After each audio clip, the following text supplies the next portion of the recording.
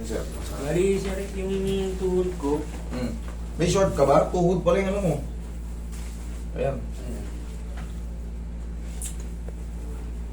Sakit yung tuhod ko eh. Ano nangyari dyan? Bali, kasi dati, last year, parang March ba? Parang nadulas ako sa trabaho. Pero hindi siya pinansin. Tapos hanggang sa medyo tumatagal, sumasakit yung ano ko, yung tuhod ko. Pero hindi siya pinapansin. Tapos parang na rin ako eh. Parang dati kasi parang may tubig yung ano. Pinasipsip mo. Oo, pinaano ko. Ay. Ko. Biglang pa yung sinipsip. Hmm. Ngayon, for short, nasaan yung ano, di ka di ba required yun, pa-x-ray ka, ano? Yung x-ray sir nasa disc. Tapos pinapasok ko sa ano, sa okay. Eh po, sabi ko po na nasa disc. Hindi ko siya makita. Ano ko sakit ganun? Kahit isalpak mo yun ng isalpak, mayroong password yun. Mayroong password sila nun, sa kanila mo na makikita yun. Oo, ganun nga po. Pero Yung iba- meron ako, MRI. Nasaan? Ayun ako sa bahay kasi madaling araw nandito na kami, pumunta kami. May MRI ka, dapat sir, alam mo, malaking bagay yun kasi kung matagal na yan, tapos tinutubig yung tuhod mo, meron tayong babasahin dyan na ano, maaaring may mga sugat yung meniscus mo, maaaring may mga dami. Pwedeng picturean lang yun. Kahit picturean lang yun eh. Meron niya kasi Ayun, hindi mo kailangan na sa papel talaga eh. Kung may picture ka nun, para malaman natin kung anong nangyayari sa tuhod mo. Para yung tuhod mo, ayan mo. No? Para siya palang puputok. parang siya napamanas. Opo. Parang puputok pala yung paa mo. Kita mo. Hapit na hapit. Kaya pala. Sir, alam ko na kung anong nararamdaman niyo. Hindi makadalo yung blood circulation niyo. Parang ganun nga siguro. Opo, hindi makaahon. Ang gagawin mo dyan, pag ganito namamaga, ihiga mo yan na nakakatang. Naka-elevate. Opo. Kasi ito, based dito sa actual na nakikita natin, itong paa mo, talagang para siyang puputok pag nakuhitan dito. Nang nasugatan ng gano'n. Parang may explode.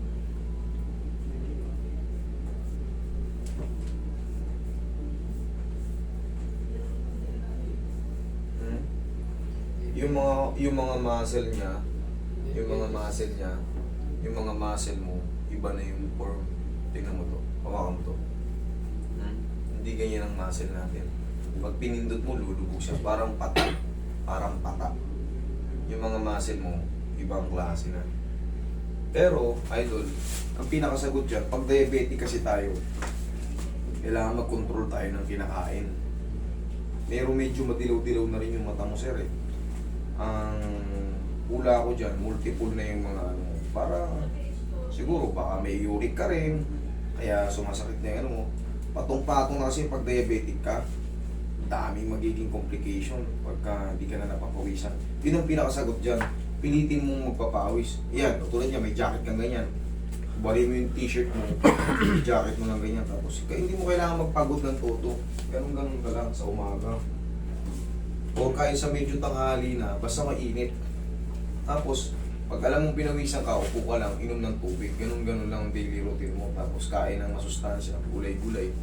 Bawas ka muna ng mga karne, mga kanin, bawas ka talaga dyan. Tapos celery, carrots, green apple, cucumber, i-blender mo yan. Yan ang palagi mong i-juice. Gaganda yung blood circulation mo. Blood circulation yan, kaya ang feeling mo ang bigat ng pang. Para kang juggernaut. Dati nagpapawasin ako kasi parang tapos jogging sabay dumbbell. Sabay parang bumigat yung katawan ko.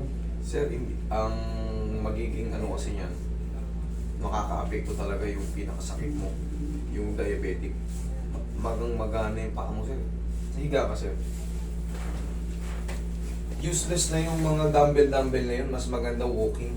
Oo. Kasi ang dumbbell kasi, hindi ka papawisan doon. Ang mabibuild lang doon, bicep tsaka tricep. Tsaka pag matutulog ka, ang elevation, lagyan mo na ng ulam dito, tsaka dito. Ayan o, tignan mo yung paa mo. Tsaka yung tubo ng muscle mo.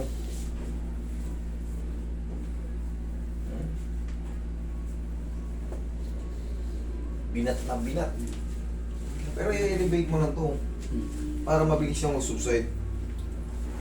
Dito sir, as honestly speaking kagad, konti lang yung magiging treatment ng adjust kasi may binabagayan din yung may binabagayan din yung method ko. Sa diabetic kasi more on talaga yan, sacrifice. Yung pipilitin mo talaga kahit tinatamad ka, hindi kailangan kong gumaling. Papawis ka talaga. Tapos tubig-tubig talaga. Para gumanda yung mo. Oo. Hindi makaahon, no? Kita mo to, parang puputok na, oh. Tsaka iba na itsura ng balat mo. Kahit anong hilot ko dito, masasaktan ka lang. Kahit anong hilot ko dyan, hindi maaayos yan. Ang may tutulong lang yan, ang may tutulong lang sa akin, giginhawa ka, maaring gumanda ng konting blood circulation mo kasi yung mga compression sa balakang mo, maaring masalansan natin. Pero yung pinaka main problem is pull sa buong katawan mo, hindi lang nag-i-stack lang sa baba, hindi makaahon, sobrang lakit na siguro ng Pero paano mo palakot yun? Yun nga, celery, carrots, green apple, cucumber. Pag nagsawa ka na sa lasa nun, tsaka ka ngayon bumili ng honey. Honey yung pampalasa naman. Okay? Paano siya pantay yung anak ko? Parang hindi talaga pantay. Hindi talaga pantay. Oh? Pantay. Kaya yung lakad ko minsan, Kembang. oo. Ayun, hindi ko na problema ko.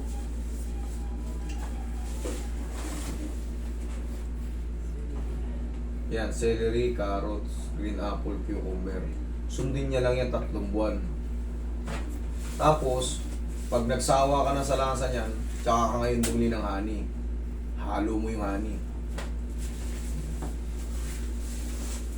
Isama mo sa pagka-blender yung nilaga ng yung breast chicken. Ilaga mo ng pakatodo. Ilaga mo lang sa asin. Isama mo yun sa pagka-blender para may protein ka na rin. Yun lang kasi ang pwede sa'yo eh.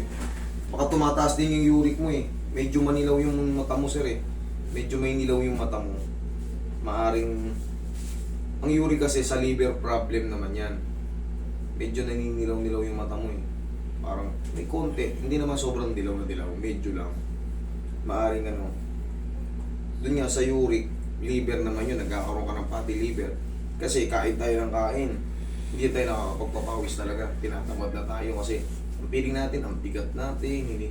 Pero kailangan talaga ito sakripisyo. Bata ka pa, kaya mo pa yan. Kasi pagka diabetic yung mo, ganun-ganun yung magiging complication. Isa lang may complication. Sa loob kasi yan eh. Lahat ng magkakaroon ng diferensya magiging aggressive. Kasi hindi masupply ng magandang dugo. Pinakamasakit niyan sa bato. Pag tumaas na yung creatinine mo, yan na, ibig sabihin may tama na yung bato mo. Kasi hindi niya na masala na maayos. Ibig sabihin ng creatinine, poison to the blood. Ang sumasala ang dugo, na madinadigest natin, yung bato. Kaya nga diba dinadialysis kasi hindi ba? Pero, hindi ka pa naman dialysis, di ba? Para maagapan, ilang taon ka lang? 40. 40 ka pa lang? Matanda ka lang sa akin na 1 taon. Kaya mo pa yan. Yun yan. Papawis talaga. Sacrifice, tagilid ka. Kahit doon ka lang sa sa paligid nyo lang o sa loob ng bahay, mag-jacket ka. Pilit-pilitin mo talagang mag-walk, balik-balik ka lang. Ganyan-ganyan, sipa-sipa. Basta, hindi mo kailangan magpagod ng todo. Pag napawisan ka, inom ka ng tubig. Pag ginaganahan ka pa, basta araw-araw mo lang gawin ng ganun. Kahit umaga hapon, walang problema. Kahit umaga at hapon. Kahit sumakit yung paa mo, kung basta kaya pa, tiisin mo lang kasi gagaan ka eh. Habang tumatagal, sa una siyempre para ka lang nag-gym. Unang pakiramdam, sakit ng parang ayaw mo na. Pero di ba pag sinundan mo, gumaganda? Ganun lang, diskarte. Huwag kang susuko. Kasi pagka sinukuhan mo na to, hindi ka naman gagaling sa pag-aantay eh. Kailangan talaga mayroon kang movement. Movement ang sagot dito. Yan yung jacket na yan, maganda yan. Wala mong gagaganon para mabilis. Papawis.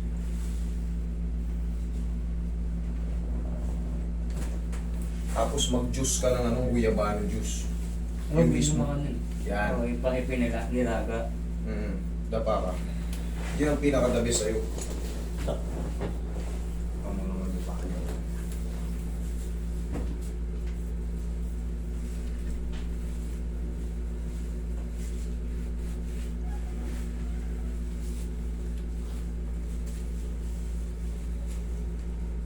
Ano to, sir? Pinakapa akong ano. Ano yan? Ano yan yung inoperahan sa akin dati? Piksang dapa. Hindi ka pala pwedeng ano yun. Buti na lang, nakapa ako. Hindi, nagbago yung buto yung position ng buto mo, sir.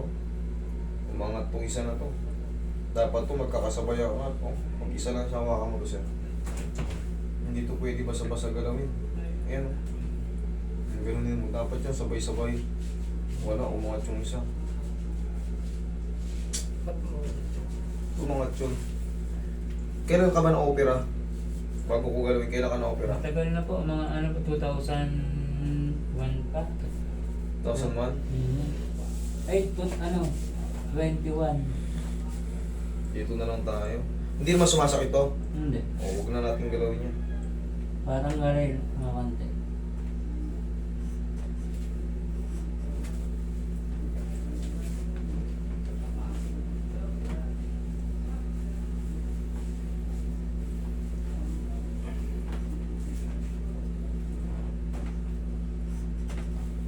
Roy, dito ka, Roy. Dito ka, sir. Kada tulog mo, i-elevate mo yung paa mo para mabilis yan. Ha? Iangat mo lang yan, dalawa. Para mabilis ang ano yan. Pagising mo sa umaga niyan, samantalahin mo kasi maliit ang paa mo nun. Tsaka yung laman niya, oh. Hawakan mo siya. Diba? Iba na yung ano, ayan, oh. Tignan mo. Ayan, oh. May mga humps. Diba? Hindi ganyan ang ordinaryong laman. Ibig sabihin, hindi na talaga healthy dumadaloy na ano sa kanya. Hindi na siya nakakapag-inat.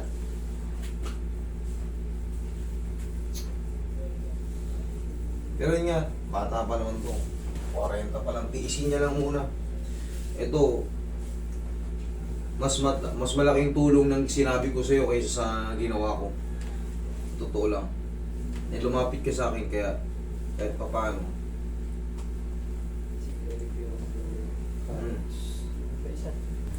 Kaya samantalahin mo, pagkagising mo sa umaga, kumain ka lang ng maayos. Yung mga ulam natin, wala na munang prito-prito, yung mga adobo, wala muna ganyan. Mag-isda-isda ka muna, yung mga parang inano lang, o tinambog-tambog lang, nagpakulo ka ng kamatis, luya, ganun lang, tambog mo lang yung mga isda-isda, tapos gulay. Di baling marami kang mag-ulam, huwag lang sa kanin. Para makarecover ka. Bata ka pa, kaya mo pa yan. Hanggat hindi ka pa nadadialysis, pag nadadialysis ka na kasi, magiging weak na lalo yung pakiramdam mo. Okay, inhale. Exhale. Ito kasi, yung ginawa ko sa'yo, para lang buksan yung mga joint mo. Tapos ang tulog mo palagi na ganyan, ha. Kahit ganyan lang kababa. Tapos lagyan mo yung tuhod mo. Pagising mo yan, maiksi yan. Ay ano, maliit yan. Ganun nga, Oo, maliit yan. Liliit yan. Oo, pantay na yung paa mo. Punggok lang ata itong daliri mo eh. Yan, dito mo tignan. Pantay na kanina. Makaganon eh. O ngayon, pantay na hinata ko na Hindi yan. na kaya mahirap maglakad sa parang sa baghagdanan yan. Check mo. Ay, hindi, dali, wait lang. Kaya ka nahihirapan maglakad sa hagdanan. Nandito na nga lahat ng ano eh.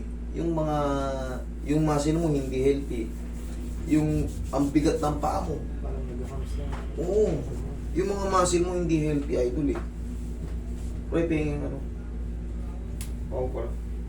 Yung paa mo kasi, nahihirapan ka sa bigat.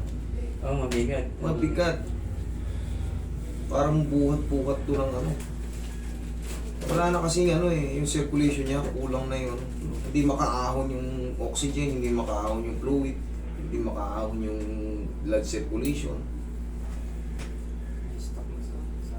Nai-stuck sa baba, lalo pag matagal ka nakaupo, naipit yung balakang mo. Nana. Diyan kasi galing yan sa balakang. Dadaan yan dyan.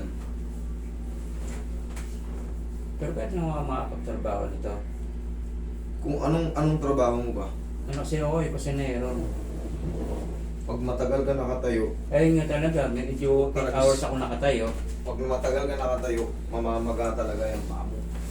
Yun ang pinaka-worst. Protein mo. Yun ang ano nun.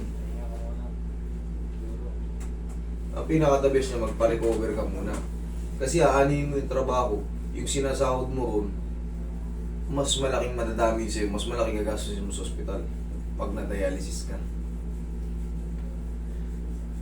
Pero kung mga sideline lang, mga trabaho mo, para lang maka-recover, may pang-pantustos ka rin, kumuha ka lang muna ng mga 4 hours. 4 hours ka lang muna magluto. Kasi kung 10 hours ka, putang tagal nun. Eh, alam mo naman ang cooking. Puta, hanggat may umu-order. Hanggat may... Tapos ang ano yan, Gamot. Yun nga, basta sa umaga, pagkagising mo yan, maganda pakiramdam pag naka-elevate siya. Sabayan mo na ng kumain ka muna ng konti. Huwag kang kakain ng mga tinapay. Mataas ang sugar mo. Kailangan mga talaga, wheat bread, mga bulang lang. gulay ka. Tapos mga putas-putas na ano. Sige, tingnan mo. Hindi ko pwedeng galawin yung likod mo, may tama may operation, malalim, tapos may biglang bumukol na Di kasi yung tawag na ito, Hindi ko nakita yung x-ray eh. yung paano siya, Dapa. sanda pa. Malalim yung pagkakating. Oo, malalim. Pero yung paggaling niya, paangat na lang yan. Paangat, yung buto nga isang umangat. Nasa gitna eh. Nasa gitna. Pinaka pa ako sa mo. Libo, parang yung... Delikadong itulak yan pag hindi nakikita yung x-ray. Baka mamaya na-damage yung niya. Yung spinous process niya. Baka nung pagka-operan, may tinuklap ng konti. Ganun ka. Magaan naman. Okay ha? Sir, yun nga. Yung binilin ko sa'yo, celery, carrots, green apple, cucumber. Sunod-sunodin mo yan, 3 buwan. Tapos yun nga. Lakad-lakad lang. Gaganda yung ano yan. Bata ka pa, makarecover ka yan. Tapos makiusap ka lang muna sa boss mo. Boss, baka pwede kahit shifting lang muna ako.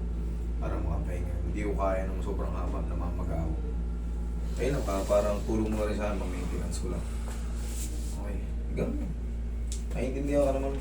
Okay? Sige sir, good luck. Thank you. Palakas.